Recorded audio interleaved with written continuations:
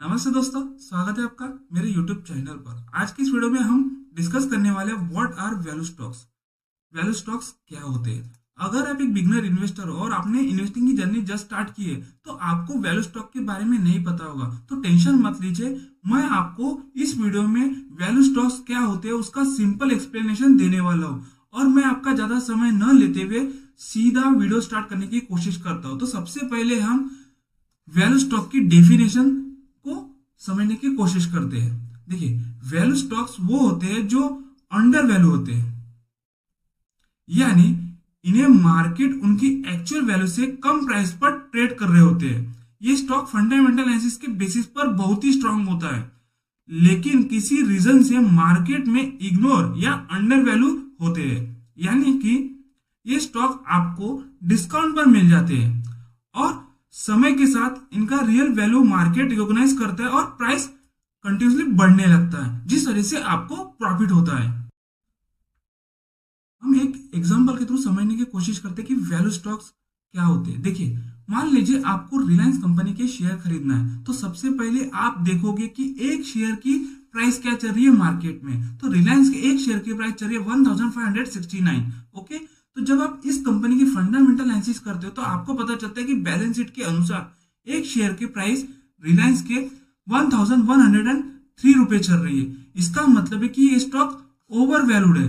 लेकिन आप इस तरह की कंपनी देखते हो कि कोई कंपनी हमें ऐसी कंपनी मिले जो अंडर वैल्यू हो, उससे ही वैल्यू स्टॉक कहा जाता है। वैल्यू स्टॉक का मतलब होता है अंडर वैल्यू। मान लीजिए आपको डॉक्टर रेड्डी का स्टॉक खरीदना है। सबसे पहले आप क्या देखोगे, मार्केट में एक शेयर का प्राइस चल रहा है 1000। ओके, जब आप इस कंपनी का फंडामेंटल एनालिसिस कर रहे हो और आपको पता चल गया कि इस कंपनी की बैलेंस शीट के अनुसार एक शेयर की प्राइस चल रही है 1500 रुपए, तो इसका मतलब है बैलेंस शीट के अनुसार जो शेयर का प्राइस होना चाहिए, लेकिन अभी मार्केट में उस शेयर का प्राइस 500 रुपए नीचे चल रहा है। इसका मतलब है कि वो स्टॉक हमें डिस्काउंट पे मिल रहा है। तो हम इस तरह के स्टॉक में इन्वेस्टमेंट कर सकते हैं, क्योंकि इस तरह के स्टॉक में जब हम इन्वेस्टमेंट करते हैं तो हमें लॉस होने के चांसेस ना के बराबर होते हैं और हमारा रिस्क ना के बराबर होता है। तो हम इस तरह के स्टॉक में हमेशा इन्वेस्टमेंट करना चाहिए। नेक्स्ट एग्जांपल है हमारा ओएनजीसी। तो ओएनजीसी का एग्जांपल लेकर समझने की कोशिश करते हैं कि कौन सा स्टॉक अंडर वैल्यू हो सकता है। लेकिन मैं अगर इस वीडियो में कुछ पॉइंट बता रहा हूं तो इसका मतलब है कि उस पॉइंट से आप किसी भी स्टॉक को अंडर वैल्यू आइडेंटिफाई नहीं कर सकते, लेकिन ये पॉइंट अपन अपने फंडामेंटल एनालिसिस में ऐड करके जज कर सकते हैं कि वो स्टॉक अंडर वैल्यू है या नहीं। क्योंकि जब हम किसी भी स्टॉक को अंडर वैल्यू आइडेंटिफाई करने के लिए फंडामेंटल एनालिसिस करते हैं ना, तो उसमें बहुत सारे फैक्टर होते हैं जिससे हम डिसाइड कर सकते हैं कि वो स्टॉक अंडर वैल्यू है या नहीं।